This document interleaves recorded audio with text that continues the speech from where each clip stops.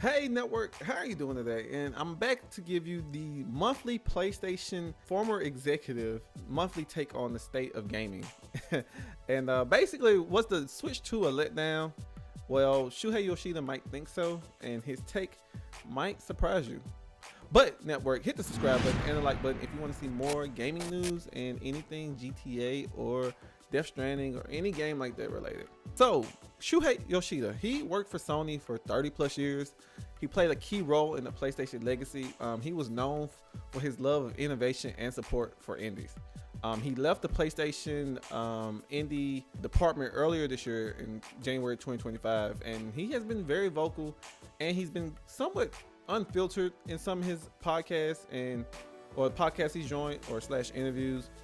And he was just on the Easy Allies podcast recently, and he's now making the headlines for something new he said. But he's made headlines in the past for criticizing, Sony's live service strategy.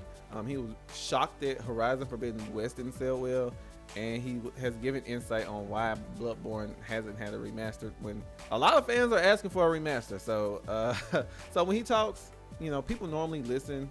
And since this one's about Nintendo and their new Switch that's been announced and fully revealed, he had a take on that. And by the way, this isn't unusual for companies to even talk about their competitors. Nintendo and PlayStation are big Japanese brands, so for him to comment on this isn't like out of the ordinary. But anyways, so Yoshida said in this podcast, he said, "To me, it was a bit of a mixed message from Nintendo. In a sense, I think Nintendo is losing their identity." He said, "In my opinion, for me, they are always about creating some new experience, like designing hardware and games together to create something that is an amazing new experience." He then goes on to praise the new mouse controls in the Drag X Drive game, and he says it's very Nintendo. I should have some up on the screen right now to demonstrate what he's exactly talking about for this particular game. It's some characters, they are attached to a wheelchair, or they in a wheelchair and they're like playing basketball or something. I don't know, but you're using the Switch controllers like a mouse, which I actually think is, like he said, is very Nintendo. And in my opinion, yes, it's very Nintendo and it's innovative. I really do think so. But he said overall, he said he was a bit disappointed. He also pointed out how surprised he was by the lack of fan backlash. He just said everyone wanted what they got, a better Switch. So yeah, I can kind of see what he's saying here. So this is my opinion. I kind of get what he's saying here. He's saying that there's no new experience that comes with this. It's just has a new LCD screen or LED screen, I can't remember. Faster hertz, it's just a better Switch. Which that's what people want. They don't mostly nowadays they don't want like something that's new or it's fascinating.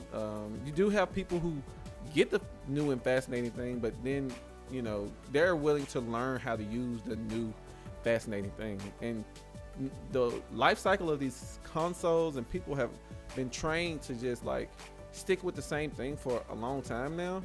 So learning new things constantly.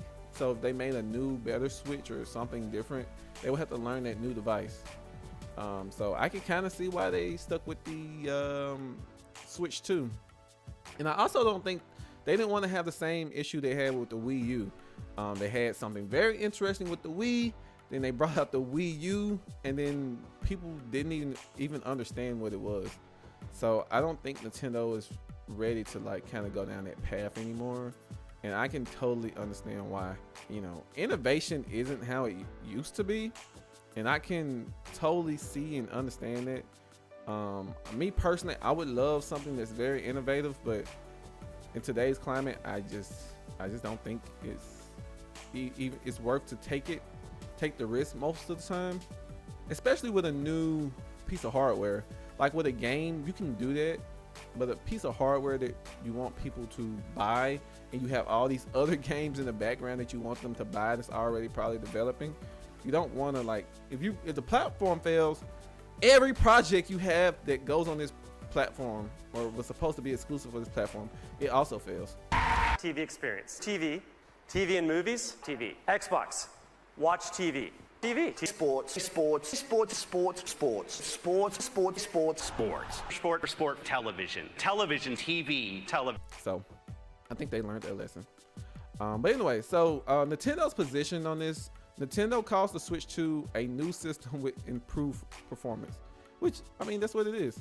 It's not built to compete with the PS5 or Xbox in terms of like raw power. And I think they have a nice demographic they're going after. Selling a lot of Switch still to this day.